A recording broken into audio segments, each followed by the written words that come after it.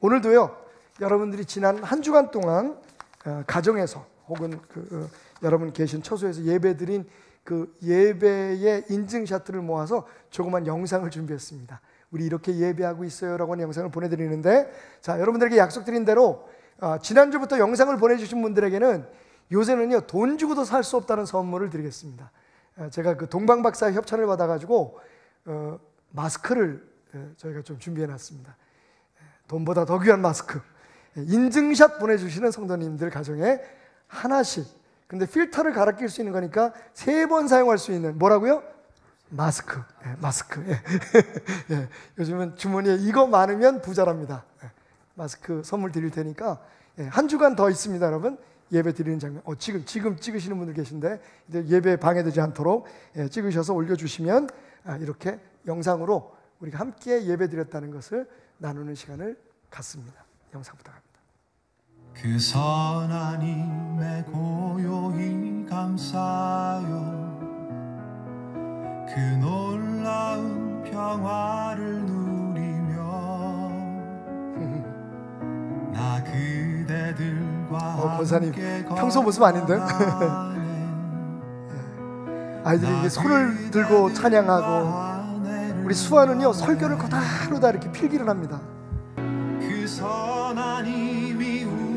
잘 정돈된 자리에 앉아서 정말 예배드리는 모습들이 너무 나는 것 같습니다. 간지 난다 그러나요? 폼나는. 주 언제나 우리와 함께 계셔. 우리 인이는 인터넷에 제 설교를 이렇게 요약을 해가지고 올렸어요. 초등학생인데. 그 선하님이 우릴 감싸시니. 혼자서 예배드리는 분도 계시고, 또 어린이 예배 저거죠? 어린이 예배 지금 드리고 있는 아이들도 있고. 주 언제나 우리와 함께 계셔. 하루 또 하루가 늘 새로워. 베델의 예배는 언제나 어느 때나 어디서나 하나님 앞에 드려지고 있습니다. 박수로 하나님 앞에 드리겠습니다.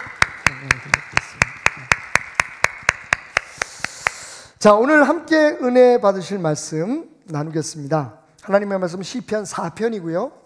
시편 4편 1절부터 8절까지 말씀 제가 봉독하겠습니다. 내 의의 하나님이여, 내가 부를 때에 응답하소서. 곤란 중에 나를 너그럽게 하셨사오니 내게 은혜를 베푸사 나의 기도를 들으소서. 인생들아, 어느 때까지 나의 영광을 바꾸어 욕되게 하며 헛된 일을 좋아하고 거짓을 구하려는가. 셀라.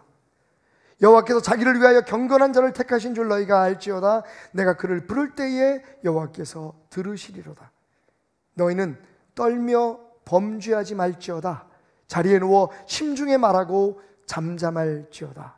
셀라. 의의 제사를 드리고 여호와를 의지할지어다. 여러 사람의 말이 우리에게 선을 보일 자 누구냐 하오니 여호와여, 주의 얼굴을 들어 우리에게 비추소서. 주의 얼굴을 들어 우리에게 비추소서. 주께서 내 마음에 두신 기쁨은 그들의 곡식과 새 포도주가 풍성할 때보다 더하니이다. 내가 평안히 눕고 자기도 하리니 나를 안전히 살게 하시는 이는 오직 여호와이시니이다. 나를 안전히 살게 하시는 이는 오직 여호와이시니이다. 아멘. 하나님 죄겐 참 두려운 게 많습니다. 잘 모르는 것도 너무 많습니다. 부끄러운 일은 헤아릴 수도 없고, 지치고 힘든 때에도 그때도 의연한 척해야 할 때도 있습니다.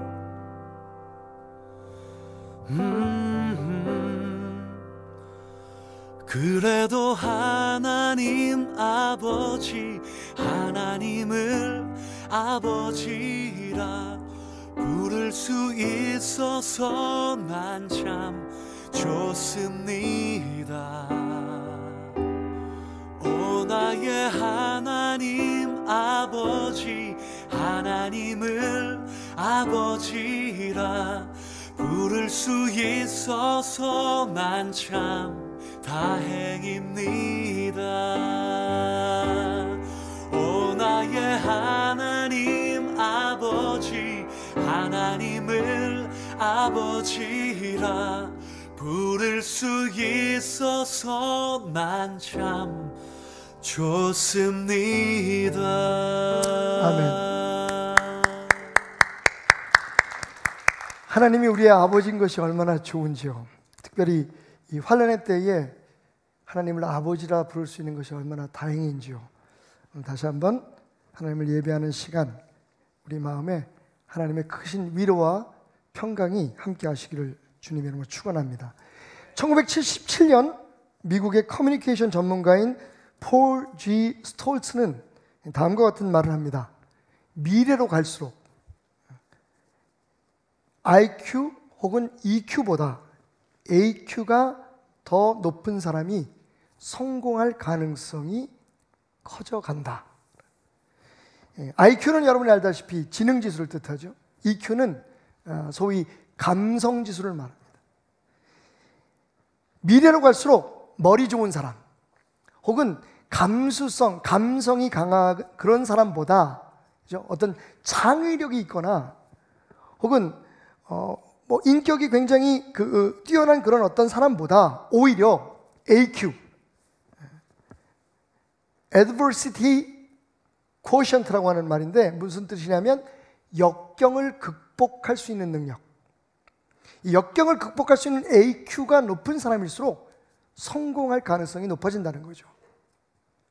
이 얘기는 생각해 보면 앞으로 살아갈 우리가 예측하는 미래에는 지금보다도 그 이전보다도 더 많은 고난과 역경들이 우리를 기다리고 있다는 것을 반증해 주는 말이기도 합니다. 여러분 생각해 보십시오. 코로나19가 그렇게 지나간다고 치십시다. 그런데 우리는 벌써 또 다른 바이러스, 또 변종된 바이러스를 두려워하고 있습니다. 이것이 그냥 이번에 지나가고 말 것인가? 여러분 그러면 이런 고난이 올 때마다, 이런 역경이 올 때마다 우리는 이렇게 두려워하고 놀라고 우왕좌왕하면서 또 보내겠습니까? 물론 계속적인 학습에 의해서 우리가 다시 이런 어려움이 있을 때 그것을 어떻게 해결해 나갈지 그동안 정말 어느 선진국보다도 뛰어난 그런 방역 시스템을 통해서 위기 관리 시스템을 통해서 우리 대한민국의 온 세계에 위상을 나타냈지만 그럼에도 불구하고 또 다른 문제가 또 새로운 문제가 나타날 때 이것을 과연 우리가 어떻게 극복해 나갈 것인가? 의사들은 그렇게, 간호사들은 그렇게, 간호조무사들이나 의료진들은 그렇게 이 난국에 자신들의 자리에서 자기 일을 열심히 하고 있는데 공무원들은 또 공무원들대로 방역의 최전선에서 그렇게 애쓰고 있는데 경찰관들은 경찰관들대로, 소방관들은 소방관들대로, 패러메딕스는 그러니까 응급 지원센터에서는 응급지원센터대로 열심히 일하고 있는데 우리 그리스도인들은 이 어려운 시기를 어떻게 우리가 이겨나가야 할 것인가? 이 난국에 우리는 어떤 마음의 자세와 어떤 태도로 우리뿐만 아니라 우리 주변에 힘들어하고 두려워하는 사람들에게 소망을 주고 살아갈 수 있을까? 오늘 삶을 살아가면서 정말로 수많은 역경을 겪었던 사람 다윗 왕의 권면을 통해서 함께 은혜를 나눠보고자 합니다.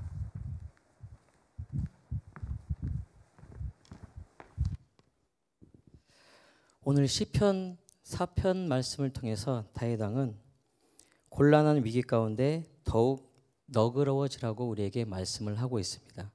시편 1편 말씀입니다. 내 의의 하나님이여 내가 부를 때 응답하소서 곤란 중에 나를 너그럽게 하셨사오니 라고 말씀하고 있습니다. 조금 전에 다윗 목사님께서 그 말씀을 하셨는데 의료진들이 그 잠깐 쉬려고 호텔에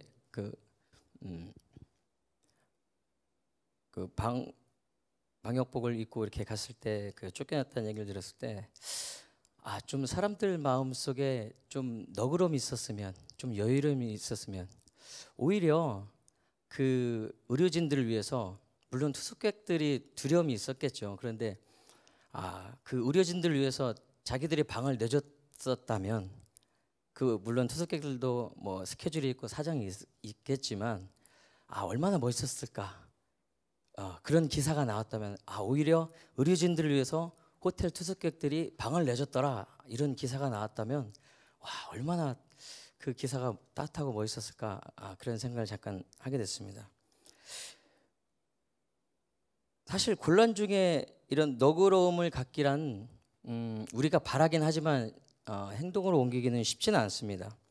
곤란 중에 너그러워져야 한다는 건 우리가 알고는 있지만 그 매일 다가오는 우리 위기 가운데 혼란 가운데 무너지는 내 자신을 바라보면서 그래, 이건 어쩌면 현실적으로는 불가능한 일이야라고 부정적인 그런 마음, 이건 안 되는 거야라는 그런 부정적인 생각이 우리 안에 깊이 자리 잡고 있는 것을 볼 수 있게 됩니다. 하지만 오늘 다윗은 1절 말씀에 곤란 중에 나를 너그럽게 하셨사오니라는 그 경험적인 고백으로 우리의 그 부정적인 생각을 깨고 있습니다. 참고로 여기서 오늘 본문 1절 말씀의 이 곤란은 우리가 흔히 생각하고 있는 어떤 그 난감한 상황이라든지 누군가 이렇게 어려운 부탁을 했을 때 그건 좀 곤란합니다라는 그 정도의 곤란이 아닙니다. 오늘 본문의 곤란은 히브리어로 차르라고 하는데, 이것은 사람을 고문하거나 어떤 형벌을 가하기 위해서 옴짝달짝 못하게 그 좁은 공간에 딱 가둬놓는, 그러니까 어떻게 할 수 없는 그거에서 유래된 말인데, 그러니까 이것은 정말 극심한 어떤 핍박과 환란을 뜻하는 것입니다. 실제로 이 본문 사편 시편 사편의 이 다윗의 고백은 정말로 극심한 고통 가운데 쓰여진 그 상황이 극심한 고통 가운데 있을 때 다윗이 쓴 고백입니다. 다윗은 자신의 자리를 노리는 그 아들 압살롬을 피해 도망가고 있는 상황에 이 시편을 쓴 상황입니다. 다른 사람도 아닌 내 아들이, 믿었던 신하가, 그리고 내 백성이 나를 배신하고 그들에게 나라를 통째로 넘겨주고 도망치고 있는 그 참담한 심정은 아마도 시시각각 숨통을 조여오고 있는 그런 고통일 겁니다. 순간순간 막 자신을 그 올라오는 그 배신감은 정말 이루 말할 수 없는 고통일 겁니다. 그런데 그런 그 고통 가운데서도 다윗은 하나님 앞에 하나님께서 그 다윗을 통하여 정말 너그러운 고백을 하게 만드십니다. 이 본문 말씀의 배경인 사무엘하 15장 16장의 그 말씀을 보면은 다윗이 어떤 고백을 하냐면요, 예루살렘 성을 이렇게 빠져나올 때 다윗이 사독이라는 제사장을 다시 돌려보냅니다. 예루살렘 성으로. 그러면서 뭐라고 얘기하냐면, 하나님께서 여호와께서 나에게 혹시 은혜를 베푸셔서 나를 돌아가게 하실지도 모르니까 당신은 돌아가시오. 그런데 만약에 하나님께서 은혜를 베풀지 아니하시더라도 나는 그것을 받아들이겠소. 단지 나는 하나님 뜻이 이루어지기만을 바랄 뿐이오라고 고백을 합니다. 그러니까 이건 무슨 말이냐면은, 나는 내가 하나님께서 은혜를 베푸셔서 돌아가든 돌아가지 않든 나는 하나님 뜻이 이루어지기만을 바랍니다라고 고백을 하는 거예요.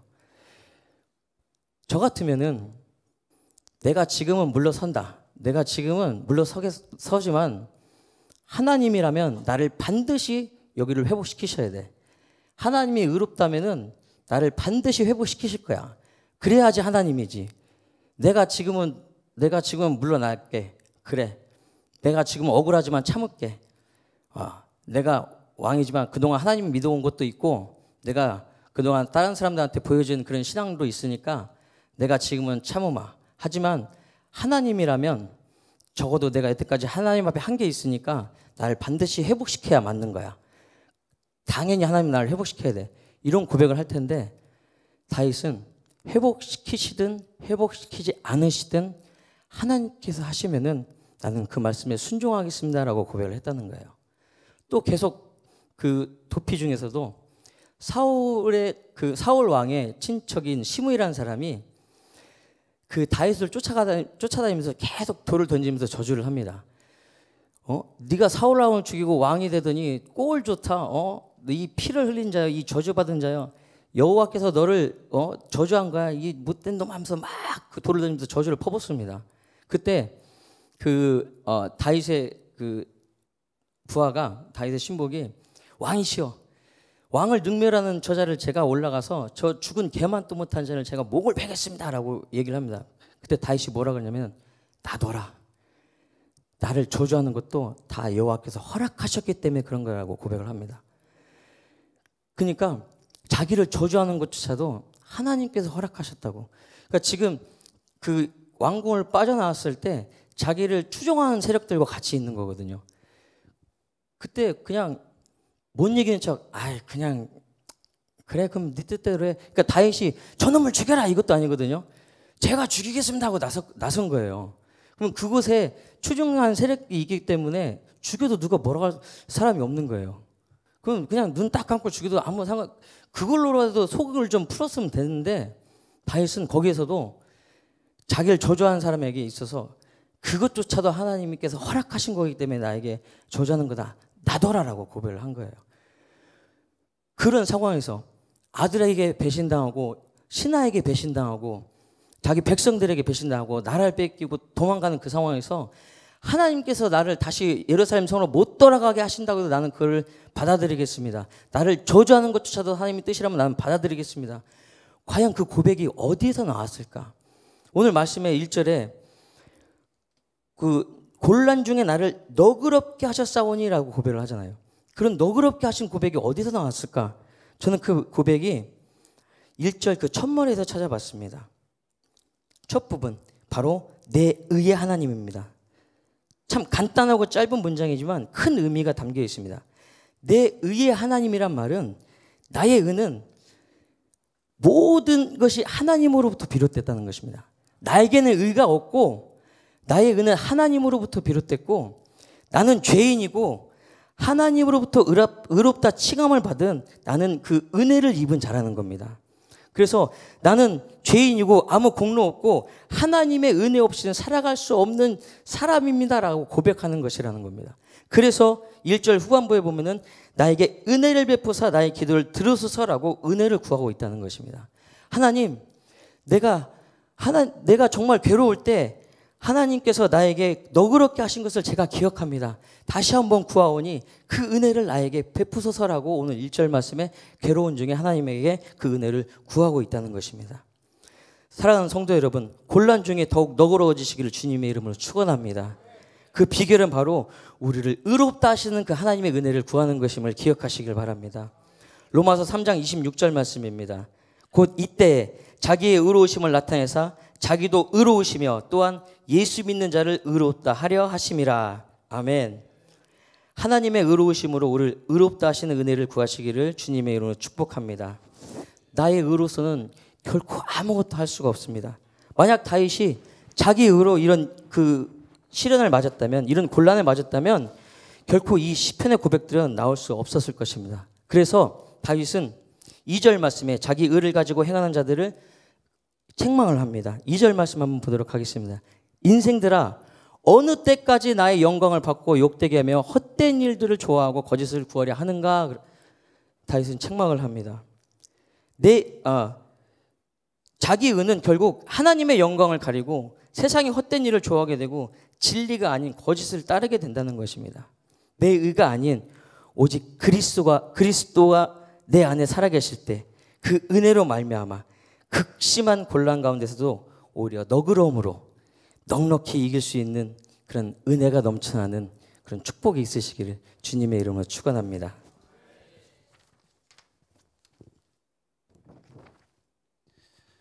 우리 계속해서 살필 하나님의 은혜는, 하나님께서 우리의 믿음의 모습을 보시며 고개를 끄덕이실 때 우리가 그 은혜를 누리기 위해서는 두 번째입니다. 부정적인 감정을 다스릴 수 있어야 한다는 것입니다. 곤란 중에 더욱 너그러워질 수 있는 이유에 대해서 우리 황성목 목사님과 함께 은혜를 나누었습니다. 더욱 너그러워질 수 있는 믿음의 삶을 살아야 할 이유에 대해서 오늘 3절에서는 여호와께서 자기를 위하여 경건한 자를 택하셨기 때문이라고 이야기하고 있습니다. 하나님께서는 친히 경건한 자를 선택하셨습니다. 그리고 너그럽게 이 곤란 중에 이겨낼 수 있는 사람이 될 수 있도록 불러주셨다는 것입니다. 그러면 이 경건한 자는 도대체 누구이겠습니까? 경건한 자는 어떠한 상황에서든지 그 신앙이 흔들리지 않는 사람을 경건한 사람이라고 이야기합니다. 어떠한 처지에 처해 있든지 간에 그 마음이 하나님으로부터 변개하지 않는 사람을 경건한 사람이라고 하나님의 말씀은 이야기하고 있습니다. 하나님께서는 이러한 경건한 자, 바로 하나님께서 택하여 세우셨기 때문에 더 나아가 하나님을 향해서 이 경건한 자가 하나님을 향해서 부르짖으면, 기도하면 하나님께서는 그의 기도를 들으시겠다라고 말씀하십니다. 이러한 경건한 자가 지금 인생을 살아가다가 곤란을 맞이하게 된 것입니다. 사울에게서 도망가던 때나 혹은 압살롬의 공격에서 처했을 때로 그 배경을 보고 있습니다. 이렇게 이 본신은 다윗의 비탄한 마음을 담아서 광야와 같은 그의 인생을, 그리고 바라지 않지만 찾아온 이 아픔의 현실 가운데에 지금 처해 있는 다윗에게 어떻게 해야 하는지, 어떻게 경건한 자로서 이 어려운 상황들을 뛰어넘어야 하는지를 알게 하고 있습니다. 4절의 말씀입니다. 너희는 떨며 범죄하지 말지어다 라고 다윗은 고백하고 있습니다. 다윗은 그를 따르는 백성들에게 권면하고 있습니다. 더 나아가서는 다윗을 통해서 하나님께서는 이 땅의 현실을 맞이한 우리들에게 이 상황 가운데 떨지 말며 그 상황 가운데에 범죄하지 말라고 이야기하고 있는 것입니다. 오늘 여기서 나오는 떨며라는 단어는 크게 두 가지의 의미로 해석이 되어지는 단어입니다. 첫 번째, 그 한 가지의 의미는 어떤 상황으로 인해서, 두려움으로 인해서 떠는 상황을 이야기하는 것입니다. 다윗이 맞이한 그 상황들, 그러한 상황으로 다윗의 주변의 사람들이나 이러한 사람들이 떠는 그 두려움의 상황들을 묘사하기도 합니다. 그리고 두 번째로 해석이 가능한 그 해석의 의미는 너희는 노하여라 라고 이야기하는 겁니다. 그래도 범죄하지는 말아라 라고 번역이 가능한 본문이기도 합니다. 다윗과 다윗의 신하들은 자신이 당하는 말도 안 되는 곤란으로 인해서 분이 나겠지만, 화가 나겠지만, 감정이 부정적으로 작동할 수밖에 없겠지만 하나님 앞에서 죄를 짓지 말아야 한다고 선포하는 것입니다. 이 본문을 히브리어를, 구약 성경을 옛날에 히브리어로 기록되어 있는데 이것이 헬라어로 번역되어진 성경이 있습니다. 72인역이라고 하는데 이 성경에는 이 본문을 이렇게 기록하고 있습니다. 오르기제스테 카이메 하마르타테테라고 기록하고 있습니다. 이 말은, 이 말씀을 읽으면서 저는 에베소 교회를 향해서 권면하던 바울의 모습이 떠오릅니다. 이 본문이 그대로 쓰여져 있는 내용이 바로 에베소서 4장 26절의 말씀이기 때문에 그렇습니다. 제가 읽어드리도록 하겠습니다.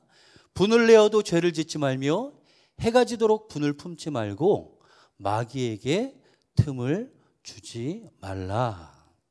분을 낼 만한 상황이고 분을 내도 그 누구도 무엇이라고 말할 수 없다 할지라도 그 분을 통해서 하나님 앞에서 죄를 짓지 말라고 이야기하는 것입니다. 우리의 현실에서 만나는 환경으로부터 유발되어지는 부정적인 감정들을 잘 다스림으로 말미암아 하나님 앞에 정직한 모습으로, 올바른 모습으로 우리의 감정에 휘둘리는 모습이 아닌 하나님이 원하는 그러한 사람의 모습으로 서 있으라고 이야기하는 것입니다. 우리의 마음의 죄의 방치로 인해서 마귀에게 틈을 주는 것이며 경건한 사람이 은혜의 삶을 살아갈 귀한 시간을 허비할 수 있도록 마귀는 우는 사자와 같이 있도록 하나님의 사람들이 그 마음을 다스리지 못하고 부정한 마음으로 하나님 앞에 서게끔 하여 쓰러지고 넘어지게 한다는 것입니다. 우리 이 시간 오늘 두 번째 대지를 우리 함께 외치면서 함께 고백하면서 좀 마쳤으면 좋겠습니다. 따라서 외치고 마치도록 하겠습니다. 함께 따라합니다. 부정적인 감정을 잘 다스리겠습니다. 하나님의 은혜가 넘쳐나는 귀한 성도님들이 되시기를 예수님의 이름으로 부탁드립니다. 아멘. 하나님이 우리를 향해 고개를 끄덕거리게 하시기 위해서는 마지막 세 번째로 하나님과의 관계를 재정비해야 합니다. 이 하나님과의 관계를 재정비하라는 말은 믿음의 사람으로는 잘 이해할 수 있을 것입니다. 바로 하나님을 예배하라는 것입니다. 다윗이 곤란 중에 오히려 더욱 너그러워지고 또 부정적인 감정을 잘 다스릴 수 있었던 이유가 다윗의 삶이 예배하는 삶이었기 때문입니다. 오늘 본문 5절입니다. 의의 제사를 드리고 여호와를 의지할지어다. 하나님과의 관계는 곧 예배함입니다. 그래서 하나님과의 관계를 점검할 수 있다는 것은 하나님께 드리는 나의 모습, 하나님께 예배를 드리는 나의 태도라고 말할 수 있다는 것입니다. 이렇게 함께 모여 하나님을 예배하든지 또 방송으로 예배하든지 각자 삶의 자리에서 어떻게 하나님을 예배하느냐에 따라서 하나님과의 관계를 우리는 가늠해 볼 수 있습니다. 우리가 처한 상황과 여건이 아닙니다. 우리의 자세, 우리의 마음이 중요하다는 것입니다. 그래서 예수님은 요한복음 4장 24절에서 예배하는 자에 대하여 그 어떠한 조건을 내세운 것이 아니라 하나님이 영이시니까 예배하는 자가 영과 진리로 예배하라 라고 말씀하셨던 것입니다. 오늘 영과 진리로 예배하는 우리 성도님들이 되시기를 주님의 이름으로 축복을 드립니다. 그런데 요엘 2장 13절 14절 말씀을 보면 누가 어떻게 하나님께 예배 드릴 수 있는가에 대해서 우리는 발견하게 됩니다. 자, 13절 14절 말씀입니다. 너희는 옷을 찢지 말고 마음을 찢고 너희 하나님 여호와께로 돌아올지어다. 그는 은혜로우시며 자비로우시며 노하기를 더디하시며 인애가 크시사 뜻을 돌이켜 재앙을 내리지 아니하시나니 주께서 혹시 마음과 뜻을 돌이키시고 그 뒤에 복을 내리사 너희 하나님 여호와께 소제와 전제를 드리게 하지 아니하실는지 누가 알겠느냐. 말씀을 통해서 우리는 마음을 찢고 상한 심령으로 하나님께 나아가는 사람만이 하나님께 예배를 드릴 수 있음을 보게 됩니다. 보여지는 우리의 모습이 아닌 중심을 보시는 하나님께 우리의 마음을 드림으로 예배를 드려야 한다는 것입니다. 그렇게 나아갈 때에 말씀처럼 혹시 하나님께서 우리에게 예배를 드리게 하실지 모르겠다는 것입니다. 그래서 오늘 본문에 다윗도 여호와를 의지할 수밖에 없습니다 라고 고백하고 있다는 것입니다. 우리의 힘과 능력, 우리의 재주로 하나님을 예배할 수 있다는 것이 아닙니다. 오직 하나님을 의지함으로 요한복음 15장의 포도나무 비유처럼 우리가 예수 그리스도께 붙어 있을 때에 온전한 예배로 온전한 하나님께 드림으로 나아갈 수 있게 된다는 것입니다. 그런데 오늘 본문에서와 같이 그렇게 하나님을 예배하는 사람들에게 세상에 많은 사람들이 비방하듯 조롱합니다. 다윗이 받은 비방은 6절에서 나옵니다. 우리에게 선을 보일 자 누구뇨? 지금 다윗이 처한 그 공경을 보면서 내가 믿는 하나님을 통해 무슨 좋은 일이 있겠느냐? 그것을 우리에게 말해줘라 라고 지금 이야기하고 있다는 것입니다. 아마 요즘 말로 바꾸어 이야기하면 이런 이야기가 되지 않을까 싶습니다. 세상 사람들이 우리를 향해서 얘기합니다. 예수님 믿고 교회 나가면 뭐 돈이 나와? 아니 무슨 좋은 일이 있어? 이렇게 얘기한다는 것입니다. 세상 사람들은 이 예수님 믿는 이유가 그저 사업이 잘 되고 건강하고 우리의 자녀들이 좋은 대학, 좋은 직장에 취업하는 정도로만 생각하고 있다는 것입니다. 뭐 사실 세상 사람들이 그렇게 말하는 것처럼 우리도 그런 축복을 받으면 참 좋겠죠. 그런데 성경은 하나님을 믿는 사람들의 복이 그저 보여지는 것에만 그치는 것이 아님을 말씀합니다. 앞서 봉독했던 요엘 2장 14절 말씀에 보면 주께서 혹시 마음과 뜻을 돌이키시고 그 뒤에 복을 내리사 너희 하나님 여호와께 소제와 전제를 드리게 하지 아니하실는지 누가 알겠느냐 라고 말씀합니다. 성경이 말하는 복은 여호와께 소제와 전제를 드리는 것, 즉 하나님께 예배하는 삶이라는 것입니다. 오늘 하나님을 믿는 자들의 삶은 하나님을 예배하고 하나님 자체를 복으로 삼아야 하는 것을 오늘 성경이 우리에게 증거하고 있다는 것입니다. 오늘 본문에서도 다윗은 6절 하반절에 이렇게 고백합니다. 주의 얼굴을 들어 우리에게 비추소서. 다윗은 지금 자기가 처한 이 곤란한 그 상황을 노임을 받고 평탄한 길로 걷게 해달라고 지금 간구하지 않습니다. 단지 주님의 얼굴을 들어서 나를 비추어 주옵소서. 이 말은 하나님만이 나의 복이고 하나님만이 나의 전부입니다 라고 선언한다는 것입니다. 그렇습니다.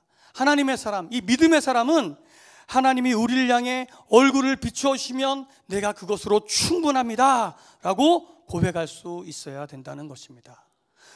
그리고 그 사람이 우리가 많이 부르는 찬양의 고백처럼 주님 한 분만으로 나는 만족합니다 라고 고백할 수 있다는 것입니다. 이제 우리를 비추시는 그분께 우리가 해야 할 일이 있습니다. 그저 믿음의 눈을 들어 그분을 바라보는 것입니다. 주님의 얼굴이 우리를 비추시고 우리는 그분을 바라보고, 그거면 충분하지 않습니까? 하나님과의 관계를 재정비하기를 원합니다. 하나님과의 보다 더 깊은 관계를 원하신다면 로마서 12장 1절의 말씀처럼 우리의 삶을 하나님이 기뻐하시는 거룩한 산 예배로 드려야 합니다. 지금 우리가 드리는 온전한 마음, 거룩한 예배를 통해서 하나님과의 관계가 더욱 깊어지는 성도들이 되시길 주의 이름으로 축복합니다.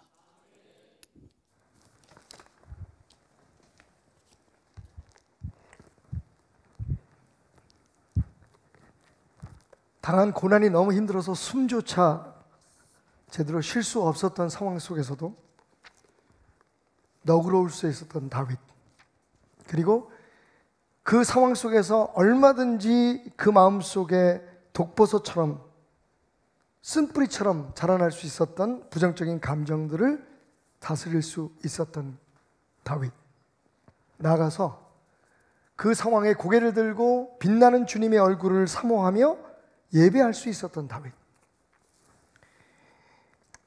그 비결들을 한번 저는 오늘 말씀을 들으면서 생각해 봤습니다. 첫째, 곤란 중에 너그러워지기 위해서 우리가 제가 약간 실용적인 면에서 말씀을 드릴게요. 네.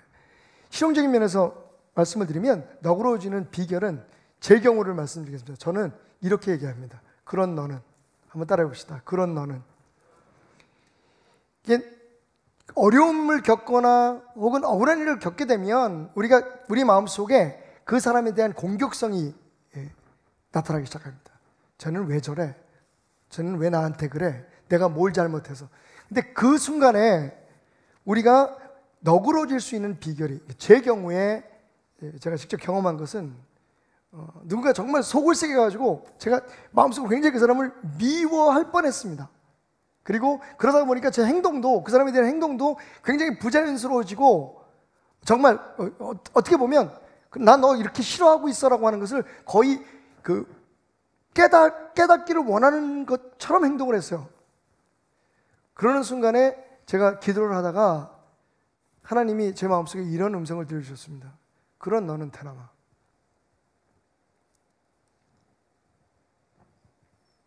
이 상황 속에서 역지사지하는 거죠. 상황을 바꿔보는 겁니다. 은혜를 입은 사람은 예수님의 비유처럼, 그죠? 달란트의 비유처럼, 그 빚진 자의 탕감해 주시는 그 비유처럼, 사실은 은혜를 입은 사람은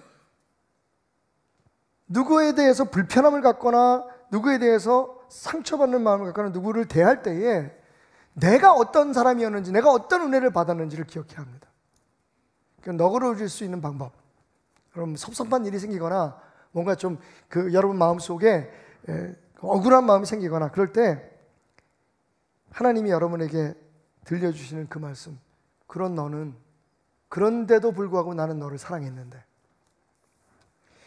두 번째로 부정적인 감정을 다스리는 비결은 아까 우리 이건희 목사님도 말씀하셨지만 여호와께서 자기를 위하여 경건한 자를 택하신다. 경건한 자를 택하신다. 우리가 하나님 앞에 택함을 받으려면 경건해야 되잖아요. 경건이라는 말의 의미에서 한번 찾아볼 수가 있는데, 그건 코람데오, 하나님 앞에 우리가 서 있다라고 하는 의미로 이해하는 것이 가장 적합하다라는 말씀을 드렸습니다.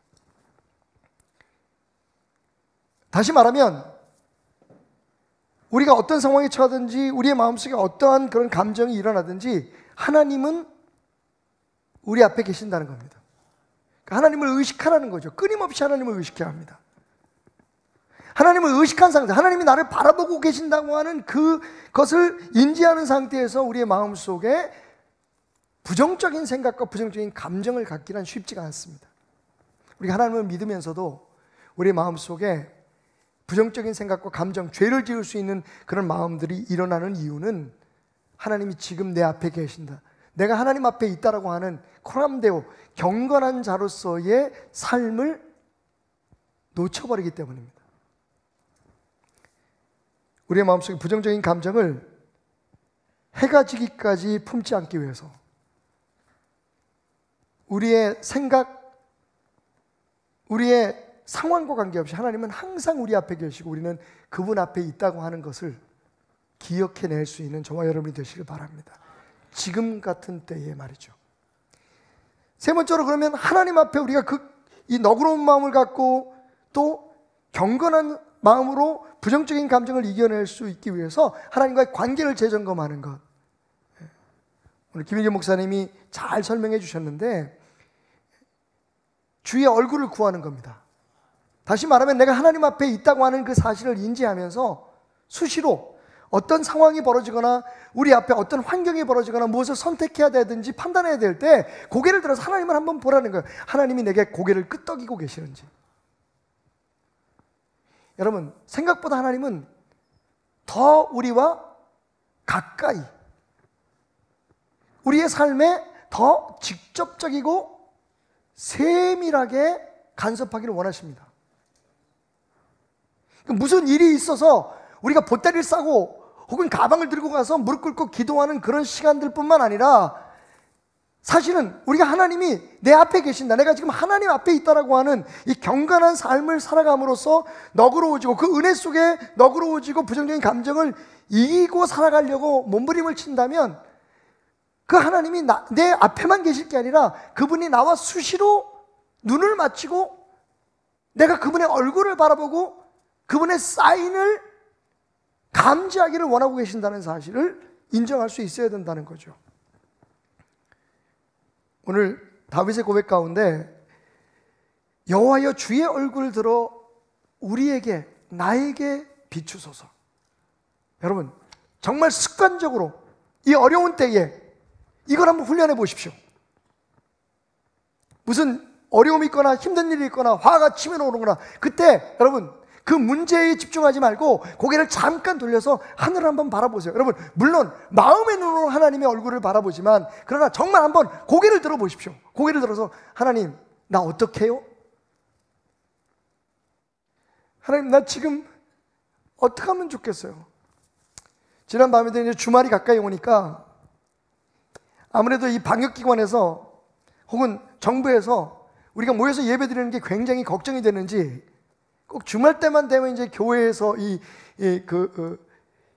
감염이 됐다라고 하는 이야기들을 많이, 한 3개, 4개 정도의 교회가 지금 언급되고 있습니다.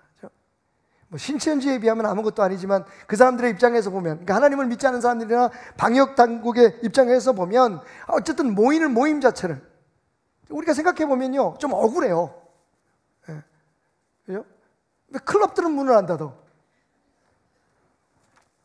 지금도 여전히 여러 공연들 티켓팅 하는 데 많습니다. 그죠? 물론 교회라는 이 특성상 우리가 예배드리고 할 때 근데 정말 이렇게만 예배드리면, 근데 예배드리면 이렇게 예배드리면 참 방역에는 도움이 되겠지만 교회는 망할 것 같아요. 그죠?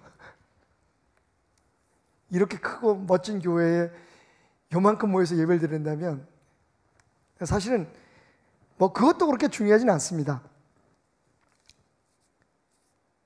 그럼에도 불구하고 잠을 못 자겠더라고요, 저는 솔직히. 그죠? 우리가 이제 매 주마다 이번 주 예배는 어떻게 할까요? 라고 먼저 교육자 회의를 갔습니다. 그리고 우리 장로님들한테 전부 다 이제 그 의견을 묻고 또 결정된 것을 통보하고 하는 그런 그 수기의 시간을 갖는데, 이번에도 그 대화를 하면서 항상 나오는 얘기가 그거예요.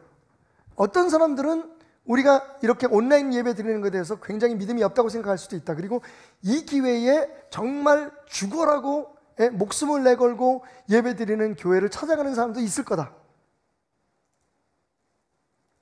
소위 정말 믿음을 잘 지킨다고, 교회 아니면 예배가 안 된다고 생각하시는 분들이 계실 수도 있습니다. 또 한편으로, 그래서 그러면 우리가 이 예배를 포기할 수 없으니까 교회에서 모이는 예배를 드리자고 한다면, 또 어떤 분들은 교회가 지금 이 시기에 그러면 안 되지 라고 또 불평하고 원망하는 사람들이 있고, 우리를 공격하는 사람이 있을 수 있다. 그러니까 결국은 이래도 욕먹고 저래도 욕먹고, 이런 식의 칭찬받을 만한 지도자는 거의 없습니다. 결국은 담임 목사와 함께 이 교회를 이끌어가는 목회자들의 몫인 거죠. 그게 제가 말씀드렸어요. 그러니까 반응을 신경 쓰지 말자. 사람들 보지 말자. 예배를 모여서 드리지 말라 그래서 우리가 모여서 드리지 않는 것도 아니고, 또 사람들이, 요즘 젊은 사람들은 말이지 예배 안 드려야지 폼나. 어제 보니까 그런 거 같아요. 예배 모여서 드리는 게 사진 찍어가지고 공개하자고.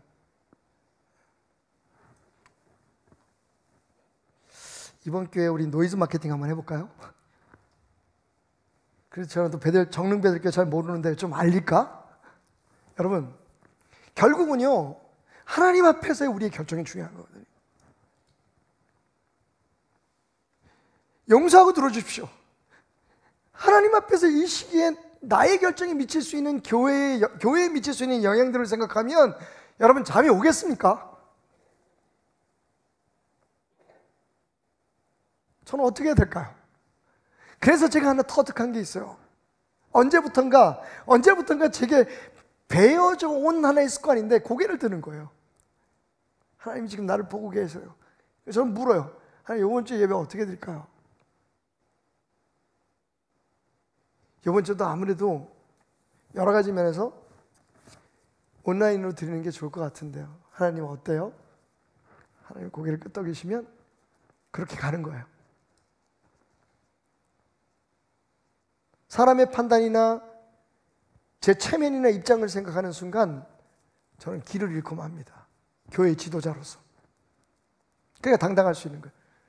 어떤 분은 저한테 그런 글을, 지금 목사님이 하는 행동은, 그러니까 저한테만 딱 찍어서 얘기한 게 아니고 온라인으로 예배드리는 교회들을 향해서 싸잡아서 뭐라고 비판을 하셨냐면, 그건 옛날 일제 강점기 때에 일본 사람들에 의해서 예배를 포기했던 배교 행위와 다를 게 없습니다.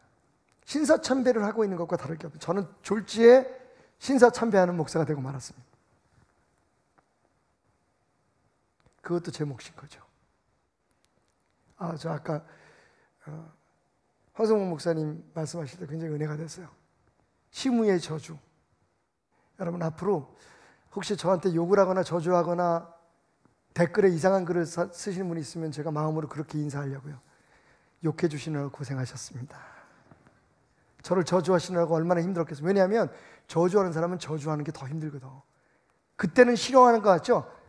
뭔가 누구에 대해 잘못을 지적하면 그게 그냥 시원한 것 같잖아요. 근데 사실 그게 더 자기의 영혼을 죽이는 거거든요. 여러분, 그러니까 좋지 않은 말, 저주, 댓글 그런 거 하지 마세요. 근데 생각해보면 그것도 하나님이 시킨 거야. 왜?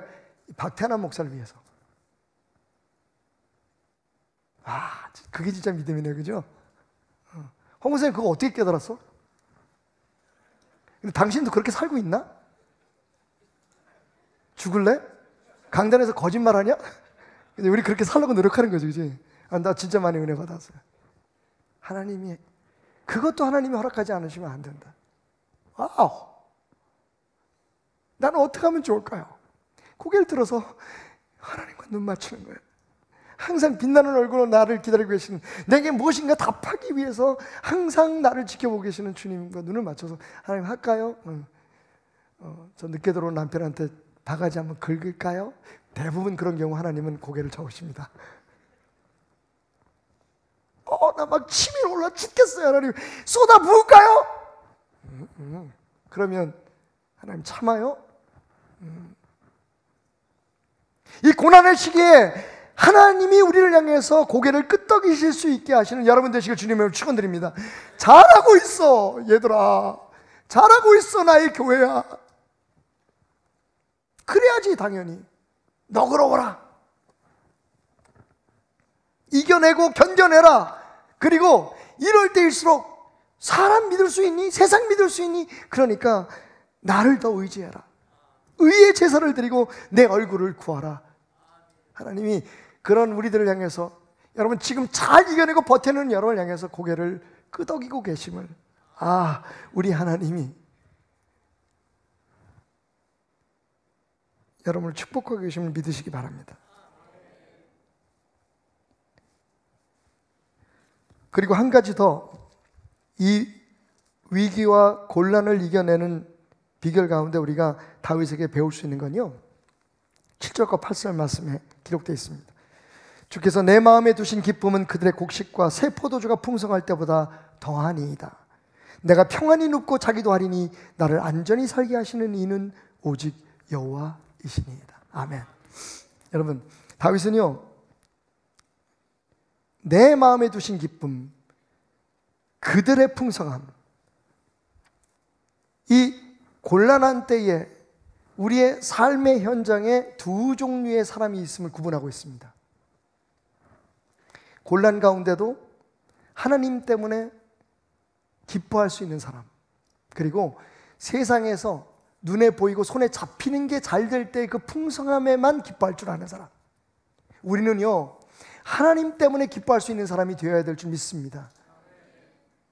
하나님이 내 마음에 두신 그 기쁨으로 인해 기뻐하는 사람이 되어야 될 줄 믿습니다. 그리고 그것을 선포하는 여러분이 되시길 주님의 이름으로 축원드립니다.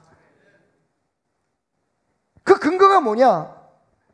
여호와 하나님께서 나를 살게 하시는 이유는, 여러분 이 나라 정부도 아니고 방역 당국도 아니고 그들이 애쓰고 수고해서 여러분 잘 해나가고 있습니다. 대한민국이 얼마나 자랑스럽습니까? 그런데 그것도 한계가 있어요. 그들이 우리의 생명을 구할 수 없습니다. 우리를 살게 하실 이는, 우리를 숨쉬게 하실 이는, 할렐루야, 우리의 내일과 우리의 자녀들이 살아갈 그 시기를, 그 때를 허락하실 수 있는 분은 오직 여호와 하나님뿐이시다. 그분 안에서 내가 안전히 잠도 자고 평안히 눕기도 하고 내가 기뻐하리로다. 여러분, 이건 선택입니다.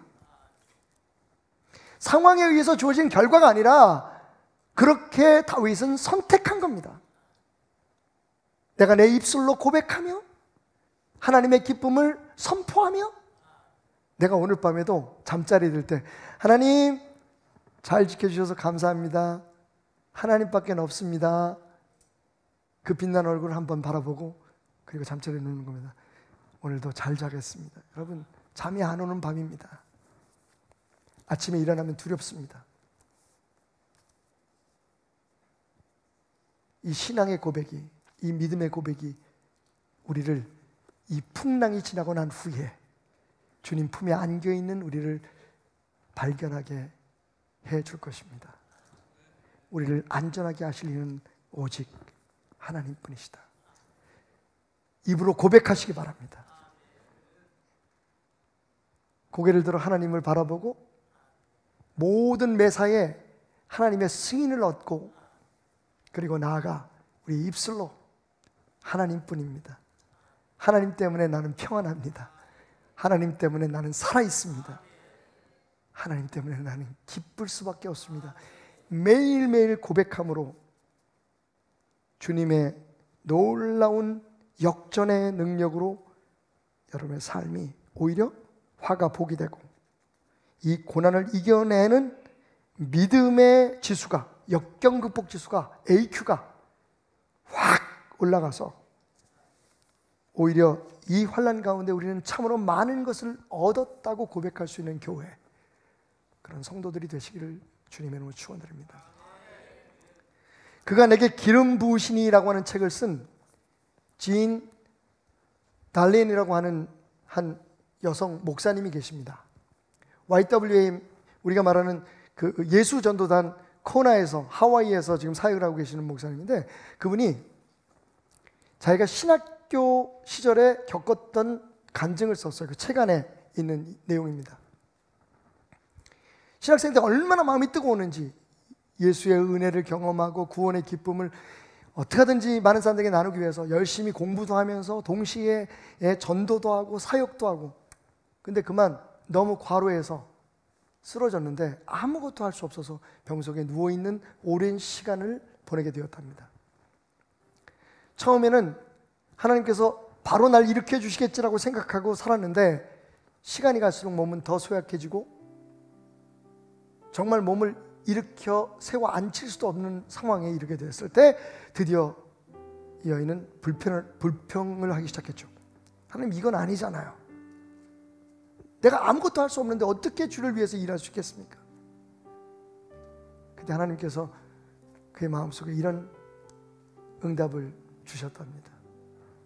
지인, 네가 할 수 없는 일은 그냥 내버려둬. 그건 내가 다 해줄게. 그냥 너는 지금 네가 할 수 있는 일을 찾아서 해라. 네가 할 수 없는 일은 그냥 내버려둬. 여러분, 여하튼 우리는 이 코로나19의 이 고난을 이겨내야 합니다. 근데 우리의 힘으로 할 수 있는 건 없어요. 버텨내고 참고 우리 스스로를 조심하고, 그리고 이 어려운 때에 하나님의 사람으로서 가져야 될 너그러운 마음과 그리고 부정적인 모든 생각들을 범죄하지 않고 하나님을 더욱더 깊이 예배하는, 그리고 우리 입술로 하나님 내 마음에 품게 하신 그 기쁨과 평강을 고백하며 살아가는 수밖에 없어요. 그 다음에 모든 것은 하나님께서 하나님이 계획하시고 섭리하는 대로 이루어 주실 것입니다. 그런데 여러분, 그 순간 이 목사님이 깨달은 게 있어요. 생각해 봤대요. 손 하나 까딱할 수 없을 만큼 힘든 이 상황 속에서 내가 할 수 있는 게 뭘까? 도대체 이 무기력한 내가 할 수 있는 게 뭘까 생각해 보니까 그 누워있는 동안에도 하나님을 찬양할 수가 있겠더라고요. 하나님을 예배할 수 있는 것이 아직 내게 남아있더래요. 그래서 그 순간 하나님을 예배했답니다. 병석에서. 그랬더니 놀라운 성령의 기름 부으심이, 역사가, 그가 오히려 열심히 사역하고 일할 때보다 더 뜨거운 성령의 감동이 그의 온몸을 머리끝에서 발끝까지 덮는 것을 느낄 수 있었고, 그는 그렇게 찬양하고 예배하며 건강을 회복할 수 있었다고 고백합니다. 여러분, 지금 우리가 할 수 없는 일은 내려놓읍시다. 대신 하나님의 사람들이 이 시대에 할 수 있는 게 있어요. 예수를 전하고 할 수 있잖아요. 여러분, 예배할 수 있잖아요. 있는 곳에서 고개를 들어 우리에게 고개를 끄덕이시는 하나님과 눈을 맞출 수 있는 것, 그게 우리가 할 수 있는 일이라면 우리는 우리가 할 수 있는 일에 집중합시다. 지난주에 설교처럼 우리 많이 할 수 있는 일을 합시다. 하나님께서 우리를 안전하게, 평안하게, 아니 여기서 멈추는 게 아니라 더 크고 위대한 축복 속으로 모든 일을 합력하여 이루시는 선으로 인도해 주실 것입니다. 주 나의 모습 보네, 상한 나의 맘 보시네, 주 나의 눈물 안에 홀로 울던 맘 마시네. 다시 한번 고백합니다. 주 사랑, 주 나의 모습 보네, 상한 나의 맘 보시네, 주 나의 눈물 안에 홀로 울던 맘, 홀로 울던 맘 아시네.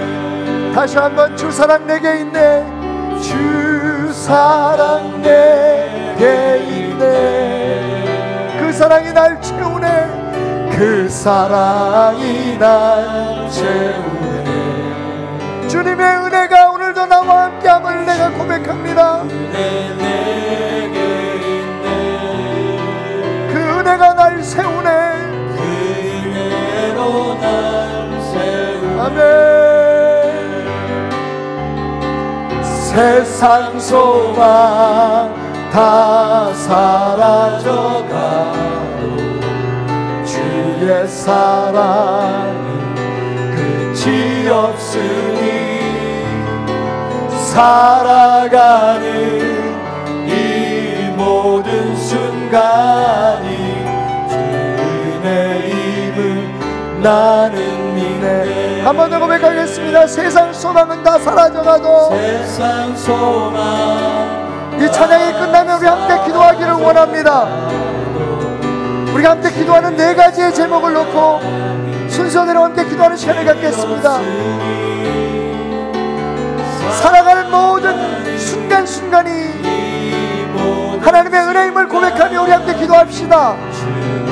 코로나19 바이러스 사태의 종식을 위해서 먼저 확진자들 회복을 위해서 기도하시고, 바이러스와 싸우고 있는 의료진들과 방역당국을 위해서 함께 기도해 주십시오.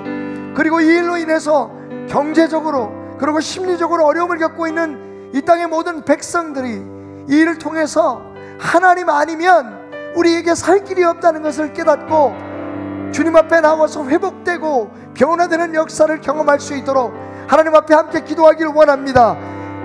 코로나19 바이러스 사태의 종식을 위해서 우리 짧지만 뜨겁게 합심해서 기도하겠습니다. 주여 주여 주여. 코로나19 바이러스 확진자들을 위해서 기도합니다. 아버지 하나님, 아버지 하나님, 격리의 상태 속에서 두려워하고 아버지 하나님 마음 무거운 모든 사람들을 위해서 기도합니다. 아버지 하나님, 확진자들을 위해서 기도합니다. 아버지 하나님, 위급한 상황에 있는 사람들, 아버지 하나님, 경한 아버지 하나님 증상을 나타내지만 그래도 아버지 하나님 격리되어 있는 사람들, 아버지 저들 안에 모든 바이러스를 소멸시켜 주시옵시고 하나님 성령의 뜨거운 물로 하나님의 자녀들의 연약함을 도우셔서 하나님 안에 속히 회복시켜 주시옵소서. 바이러스와 싸우고 있는 의료진과 방역당국을 위해서 기도합니다. 하나님 저들에게 힘을 주시고 지혜를 주시고 아버지 특별히 아버지 하나님 이 일을 통해서 경제적으로 심리적으로 여러가지로 어려움을 겪고 있는 모든 사람들의 마음속에 하나님 아버지 하나님과 주님이 주시는 위로가 담대함이 있게 하여 주셔서 모두가 하나님께서 아버지 하나님 지혜롭게 잘 이겨내는 나라가 될 수 있도록 하나님 우리만 극복하는 게 아니라 다른 많은 나라의 사람들에게 아버지 하나님 본이 되어 좋은 예와 모델을 남겨줄 수 있는 국가가 될 수 있도록 하나님 역사하여 주시옵소서. 하나님 함께하여 주시옵소서. 세상 소망 다 사라져가 주의 사랑은 끝이 없으니 아멘. 살아가는 이 모든 순간이 주의 이름을 나는 주님을 찬양합니다. 내 손을 주께 높이 내 손을 주께 높이 듭니다. 다 찬양 받으신 주님 할렐루야. 내 마음을 주께 활짝 엽니다. 내 찬양 받으신 주님 슬픔 대신이라 제 대신 와가는 제 대신 와가는 아멘. 이 곤란의 때에도 예배하는 마음으로 하나님을 향하여 함께 기도하기를 원합니다. 나라와 민족을 위해서 함께 기도합시다. 정부와 각 기관을 위해서 그리고 분열이 아니라 이 일을 통해서 오히려 더 하나 되고 우리가 서로를 배려하고 서로의 연약함을 채워줄 수 있는 새로운 공동체로 거듭날 수 있도록 그리고 특별히 다가올 총선에 하나님의 거룩한 뜻이 이루어질 수 있도록 하나님 계획이 있고 하나님 역사하심이 있는 것을 우리가 믿사오니 하나님 뜻대로 아버지 하나님 이 나라를 지키소서, 이 백성을 축복하소서. 우리 이 땅을 우리 품에 안고 함께 기도하겠습니다. 주여 주여 주여. 하나님 대통령과 정부 각 기관들을 위해서 기도합니다. 하나님 주어진 직분을 잘 감당하게 하시네. 하나님 다른 생각 다 벗어나서 정말 이 나라와 백성들을 위하는 마음으로 하나님 주신 사명을 잘 감당하게 하여 주옵소서. 아버지 하나님 이 사태가 우리 안에 분열과 반목을 일으킬까 두렵습니다. 아버지 분열이 아니라 하나 되게 하여 주시옵시고, 아버지 분열이 아니라 일치되는 역사가 있게 하여 주시옵소서. 하나님 아버지 하나님 극단적으로 양극화된 세상 속에서 아버지 하나님 오히려 아버지 하나님 이 어려움을 통해서 우리가 서로 사랑하는 것을 배워가게 하시고 서로 배려하며 축복하는 민족 백성 될 수 있도록 하나님 여호와여 주시옵소서. 날 사랑하시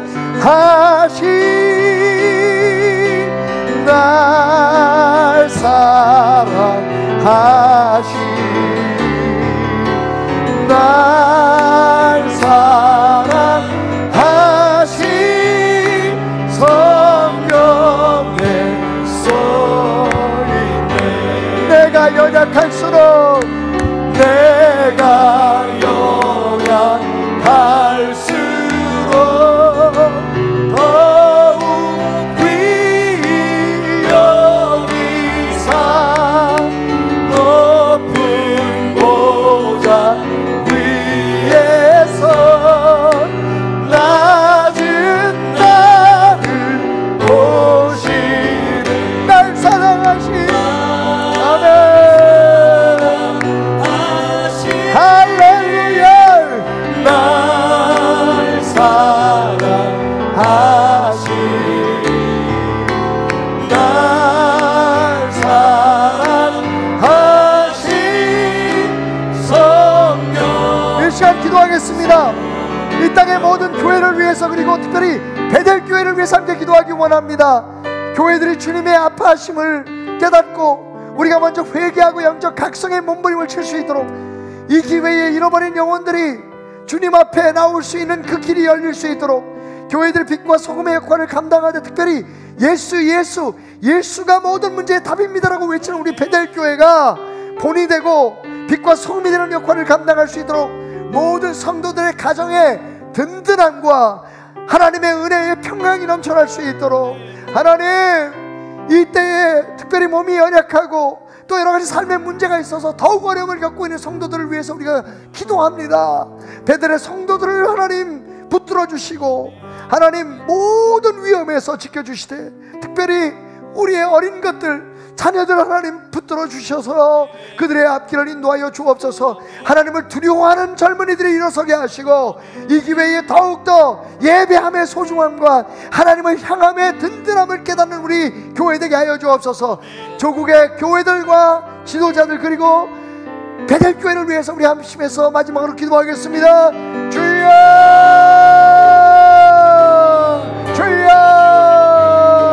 하나님 이 땅의 교회들을 위해서 기도합니다. 주님의 아파하심을 벗고 회개와 영적 각성의 몸부림을 칠 수 있도록 하나님 잃어버린 영혼들을 주님의 품으로 인도할 수 있도록 하나님 교회가 이 땅의 빛과 소금의 역할을 감당할 수 있도록 하나님 특별히 예수로 아버지 하나님 세상에 예수가 답입니다. Jesus is the answer이라고 외치며 나가는 우리 베델 교회가 주어진 사명을 감당할 수 있도록 하나님 함께하여 주시옵소서. 아버지 베델의 모든 성도들 가정 하나를 주님의 사랑에 불을 붙드시고 하나님 인도하시고 축복하여 주시옵소서. 하나님 감사합니다. 하나님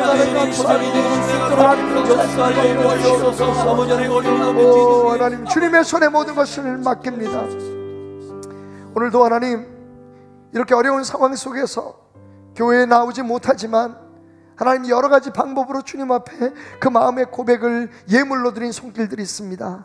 하나님 드려진 모든 예물 위에 축복하여 주시되 그 어느 때보다도 간절한 마음으로 드린 이 예물들 위에 하나님 만배의 축복을 주셔서 아버지 하나님, 예상되는 모든 어려움과 예상되는 경제적인 고난 가운데서도 하나님 백성들이 주님 품 안에서 평안하며 기쁨을 누릴 수 있도록 인도하여 주옵소서.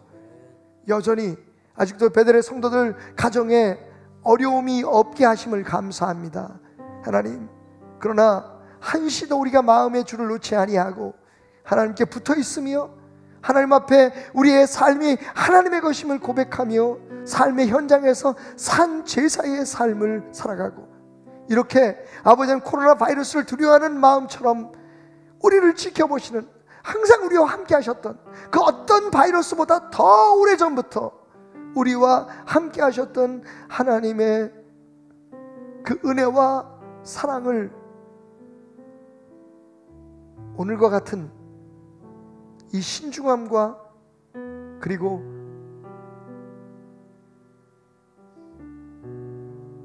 이 진지함으로 맞이할 수 있는 우리의 삶이 되게 하소서.